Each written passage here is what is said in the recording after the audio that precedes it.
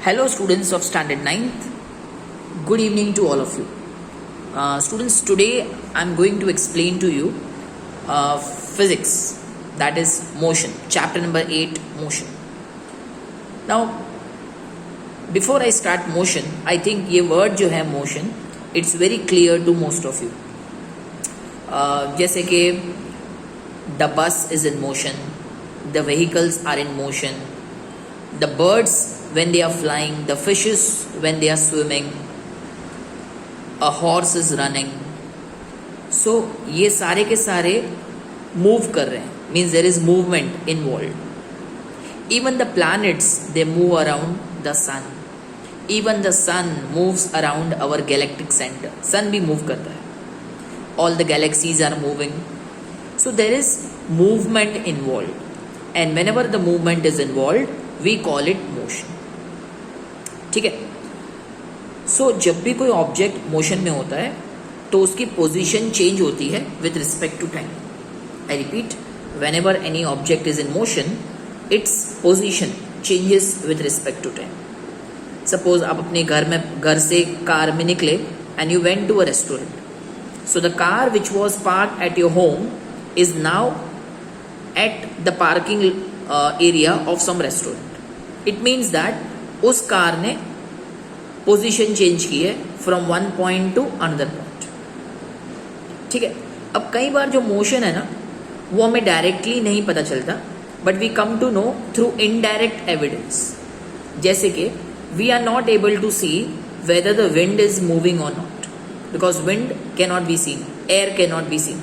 But जब हम देखते हैं कि ब्रांचेस मूव कर रही है, ये प्लांट्स मूव कर रहे हैं,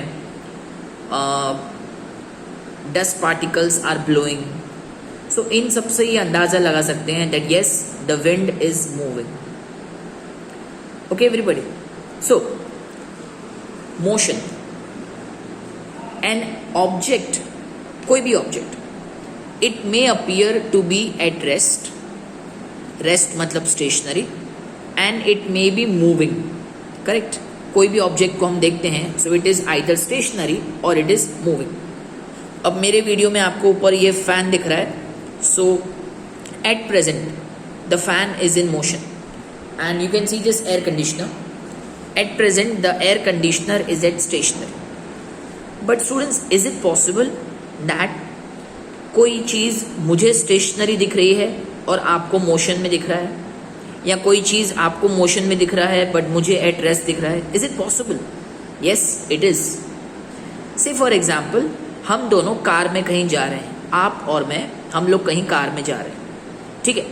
तो जब मैं आपको देखूंगा तो हम दोनों कार के अंदर हैं, तो आप मुझे एट रेस्ट दिखाई देंगे. For me you are at rest, because हम दोनों साथ में मूव कर रहे हैं. So for me you are at rest. लेकिन जब बाहर के लोग जो कार में नहीं हैं, जो रोड साइड पे खड़े हैं, वो लोग जब आपको और मुझे देखेंगे तो उनको कार और हम दोनों मोशन में दिखाई देंगे. उनके लिए the car is in motion, you are at motion, and also I am at motion. Clear students?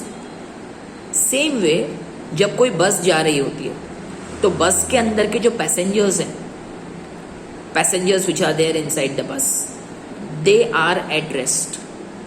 हमें वो पैसेंजर्स मूव करते हुए दिखाई देते हैं, लेकिन वो जो पैसेंजर्स जब एक दूसरे को देखते हैं ना, तो उनको ऐसा लगता है that we all are at rest. उनको एक सामने वाला पैसेंजर, आगे वाला पैसेंजर, ऐसा लगता है कि वो मेरे आगे ही बैठा है, मूव नहीं कर. लेकिन जो बस के बाहर के लोग हैं, उनको ऐसा लगता है कि ये पैसेंजर्स और ये सारी बस इट्स मूविंग. तो मोशन इज कॉम्प्लेक्स. इस पर्टिकुलर चैप्टर में हम ये सीखने वाले हैं, we are going to study about motion along a straight line. I repeat, we are going to study about motion along a straight line. Motion can be along a circular path also. Motion ऐसे parabolic भी हो सकता है. ठीक है. But सबसे पहले हम लोग स्टडी करने वाले हैं motion of objects along a straight line. So shall we start?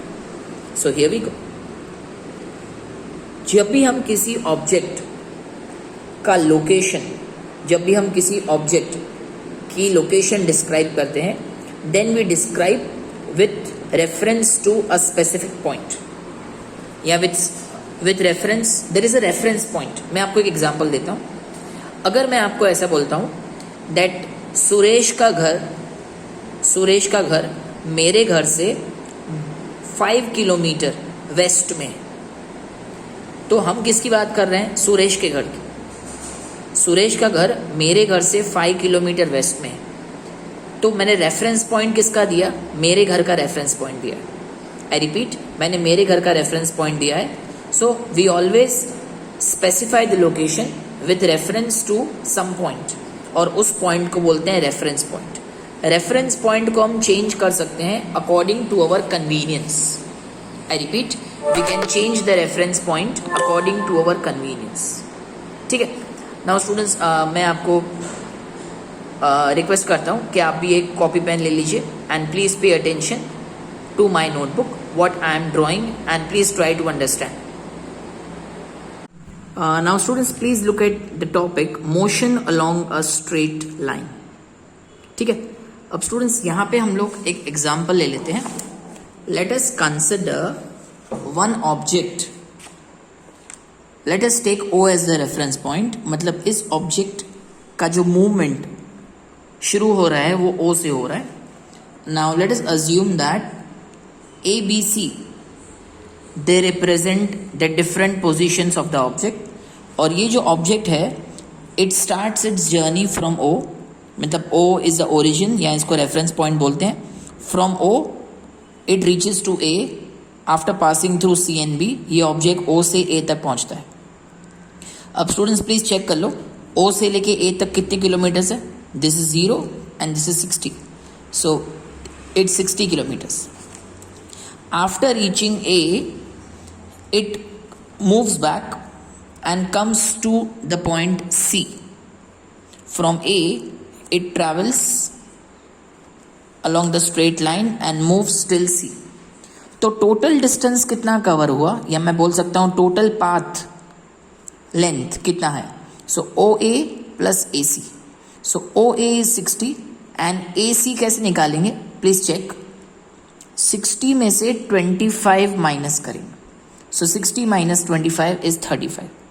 So we get 60 plus 35.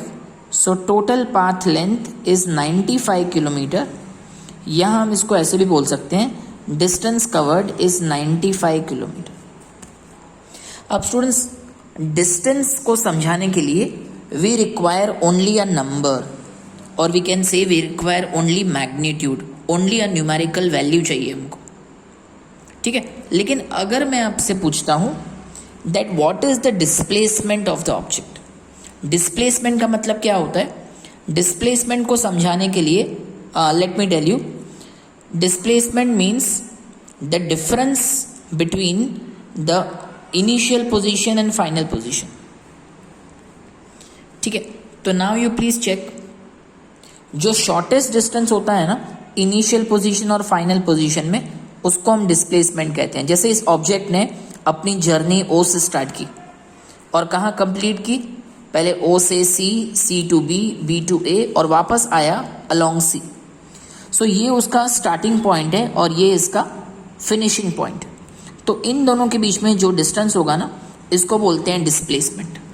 अगर आपसे डिस्प्लेसमेंट का डेफिनेशन पूछा जाए, सो डिस्प्लेसमेंट का डेफिनेशन है the shortest distance. What is displacement? Please check. The shortest distance measured from the initial to the final position of object is known as displacement. It is the shortest distance between the initial and final position. So initial position is O, final position is C. What is the distance between them? It's 25 kilometer. So displacement is 25 kilometer. ठीक है students. अब क्या ऐसा हो सकता है कि distance and displacement both are equal? In this case you see both are different, but can they be equal? Let's see. मान लीजिए एक ऑब्जेक्ट अपनी जर्नी O से स्टार्ट करता है और C पे ख़त्म करता है. Till C it's over. Now forget about this. Right. Say for example, a car starts from O and reaches to C.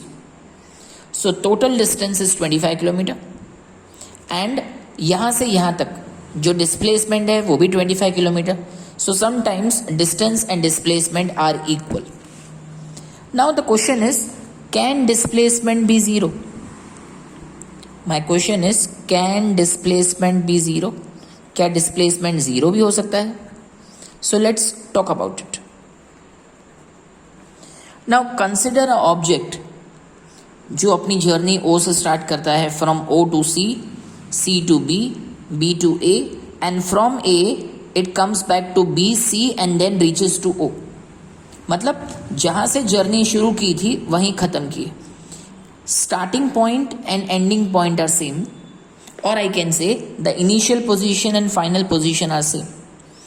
Now the difference between the initial position and final position, the shortest distance between initial position and final position is 0.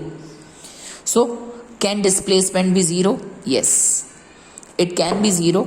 अब displacement 0 कब होगा? Please keep in mind, when the initial position and final position are one and the same. जब भी initial और final position same होगी ना, तब हम बोलेंगे displacement is 0. Is it okay to all? चलिए. Yes students, now let's begin with the topic uniform motion and non-uniform motion. Okay, now let's see, for example, you are running on the road, or you are running in the garden, or you are jogging in the garden.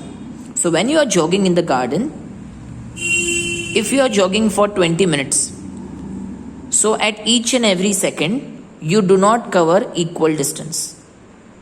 जब आप energetic है, जैसे आपने jogging शुरू किया है, may be you are covering more distance, but after few seconds, few minutes, you get tired, you may sit down or you may cover less distance. It means that the object does not cover equal distance in equal interval of time. तो जब कोई object equal distance cover नहीं करता in equal interval of time, उसको बोलते हैं non uniform motion. से for example, आप अपने पेरेंट्स के साथ कोई मॉल में या कहीं गए शॉपिंग के लिए, तो जब आपने गाड़ी निकाली तो in the beginning car reverse हुई, घर से बाहर निकली, the speed was very slow, till you come to the main road, the speed keeps on changing. Once you reach the highway or the main road, then the speed increases. Again in the crowded area, the speed decreases. So this is an example of non-uniform motion. Now what about uniform motion? Say for example, there is an object. अब एक object एक straight line पे move कर रहा है. Let us consider an object moving on the straight line. And suppose this object, it covers 5 meter in first second, 5 meter in second second, 5 meter in third second, 5 meter in fourth second, and so on. So because the object is covering equal distance in equal interval of time, then we say that the object is having uniform motion. The object is said to be in uniform motion. ठीक है? Am I clear? Perfect. So it should be very clear what is a uniform motion and what is a non-uniform motion. Right, sir? So for that, please look at this table 8.1. So at 9:30, the distance traveled by the object A is 10 meter. For object B is 12 meter. Then at 9:45 means after 15 minutes, it becomes 20 kilometer, and here is 19 kilometer, and so on. So now you see, after every 15 minutes, the distance increases by 10 kilometer. So my question to you is it a uniform motion? So you will tell me yes, it's a uniform motion because the distance constantly increases. What about this? यहाँ पे 12 और 19 का difference देखो 7 है, 23 और 19 का difference 4 है, 35 और 23 का डिफरेंस 12 है. So यहाँ पे it is not covering equal distance in equal interval of time. So object A is said to be observing uniform motion and object B is undergoing non-uniform motion. ठीक है? See, when we are playing cricket or the bowler वो जो bowling करता है ना, वो जब ball हमें फेंकता है बैट्समैन की तरफ, तो उसकी स्पीड डिफर करती है. टीवी पे आप देखते होगे तो बॉलर की बॉलिंग स्पीड दिखाते हैं. So here you will find the speed is in your non uniform motion. It's not uniform, constantly increase या कॉन्स्टेंटली डिक्रीज नहीं हो रही. The speed is not equal after equal interval of time. Right. So these are the examples of non-uniform motion. Students, one more thing. If you see the first bowling speed, it is 140 kilometers per hour. It means in 1 hour it covers 140 kilometer. But next speed, if you see 143 kilometer per hour, means in 1 hour it covers 143 kilometer. So यहाँ पे सारी speeds equal नहीं है. So it is said to be non-uniform motion. Also look at this. When we are driving on the road, we come across such boards.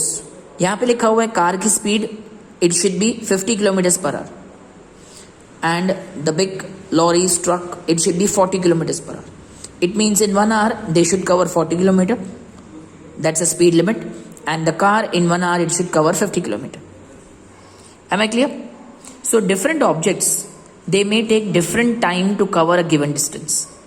से for example अगर आपको यहाँ से मुंबई जाना है, so the plane travels quite fast, and if you go by your own vehicle, train, then it takes more time compare to the aeroplane, because the speed at which the object move, they are different. Okay, so one way of measuring the rate of motion, one way of measuring the rate of motion is to find out कि किस object ने कितना distance travel किया in unit time.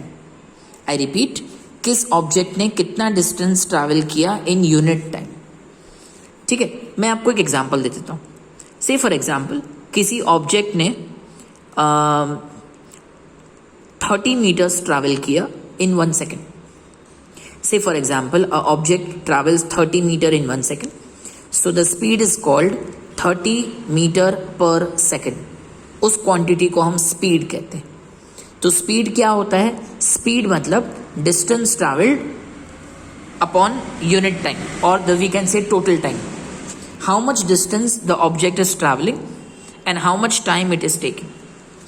तो ऐसा unit of speed please find out is metre per second, और इसका symbol होता है metre upon second, m upon s. ठीक है.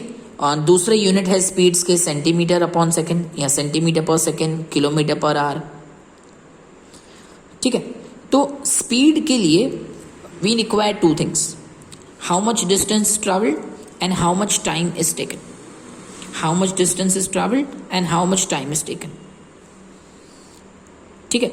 Speed need not be constant. ठीक है.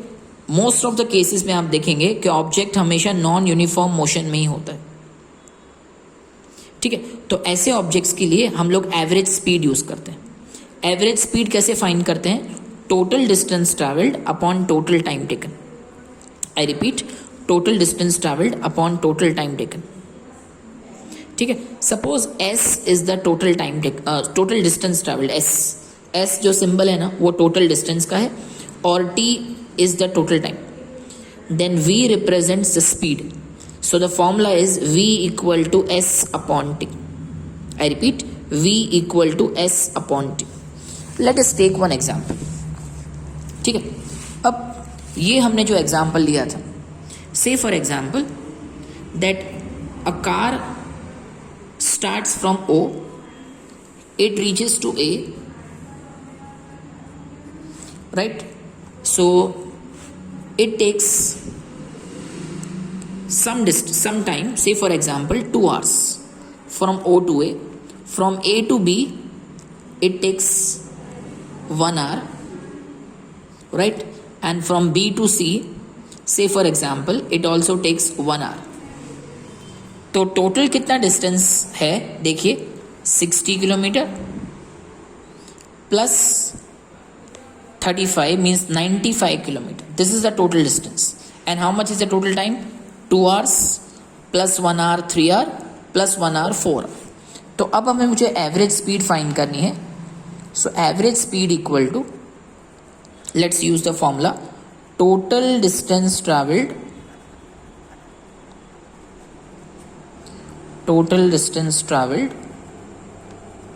upon total time taken. And how much is the total time and how much is the total distance? I hope आपको बहुत clear है.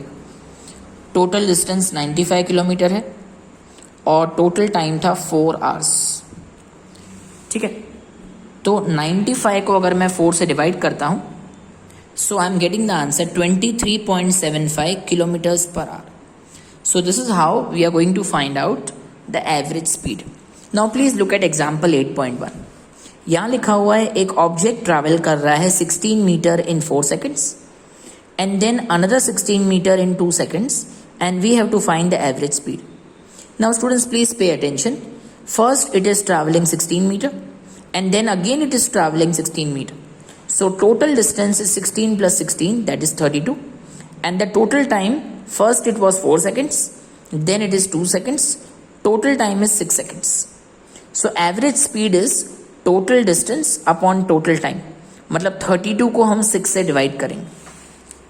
So average speed की formula लिखी हुई है total distance travelled upon total time taken, 32 divide by 6, answer is 5.33.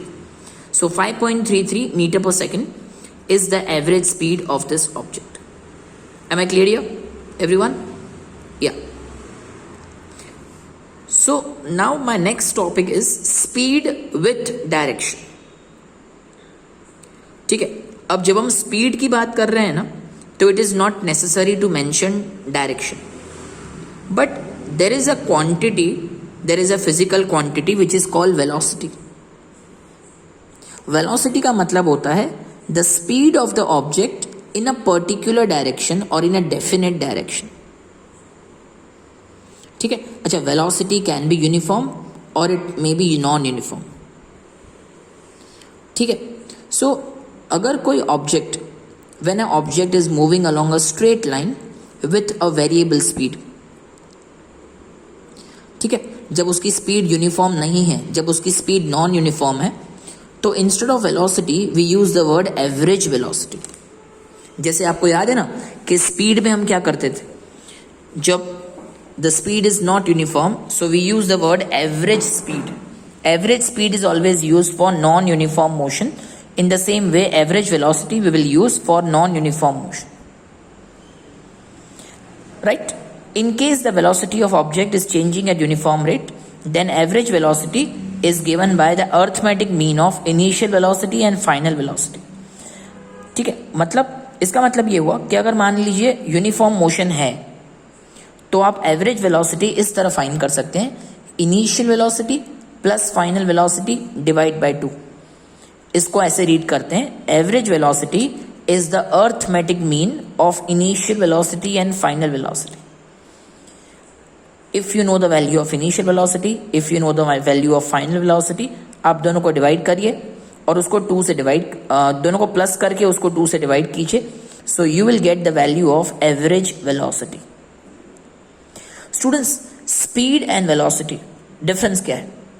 So speed is a scalar quantity. उसको represent करने के लिए हमें सिर्फ मैग्नीट्यूड, एक नंबर की जरूरत होती है. लेकिन वेलोसिटी है ना, ये एक वेक्टर क्वांटिटी है. मतलब उसको समझाने के लिए we need magnitude as well as direction, लेकिन दोनों की यूनिट सेम है. If you ask me the unit, the standard unit, SI unit, it is same, metre per second. Clear? Students, look at this example 8.2. तो I think the topics of average speed, average velocity will become very clear. अब students, car में एक metre होता है जिसको बोलते हैं odometer, और ये आपको दिखाता है कि कार ने कितना डिस्टेंस ट्रैवल किया. So the odometer of the car reads 2000 kilometre at the start of the trip. जैसे ही आपने ट्रिप शुरू किया, सो डिस्टेंस वहाँ क्या दिखा रहा है? 2000 kilometre, and 2400 kilometre at the end of the trip. If the trip took 8 hours, calculate the average speed. हमें एवरेज स्पीड फाइंड करना है. सो एवरेज स्पीड फाइंड करने के लिए first of all we have to find the distance. I repeat, we have to find the distance. Right? So to do that कितना distance travel किया? So 2400 minus 2000 it comes out to be 400 kilometre. इतना distance travel किया और कितना time लिया? 8 hours. So speed equal to, average speed equal to S upon T, मतलब distance upon time. 400 को 8 से डिवाइड करो, you get 50 kilometres per hour. अब स्टूडेंट्स ये जो यूनिट है ना, ये किलोमीटर पर आवर है, but we want the answer in kilometre per hour as well as metre per second, as well as metre per second. So whenever you have to convert kilometre per hour into metres per second, तो आपको करना क्या है? 50 को 50 kilometre है. अब kilometre को metre बनाने के लिए you have to multiply with 1000 और आवर्स को सेकेंड बनाने के लिए you have to divide by 3600. right? So whenever you have to convert kilometer into meter per second, the simple thing that you have to do is, suppose you got the answer 50 kilometer per hour, right? अब इसको आप 1000 upon 3600 multiply with 1000 and divide by 3600. So 0 will get cancelled. 2 5s are 2 18s are 2 into 9, 2 into 25. Right, so we get the answer 125 upon 9. So this is 13.9 meter per second. Is it okay to all? Yes? Yeah. So this is how we have to do. So this is the average speed in kilometer per hour as well as meter per second. Okay students, please look at example 8.3. Usha swims in a 90-meter long pool.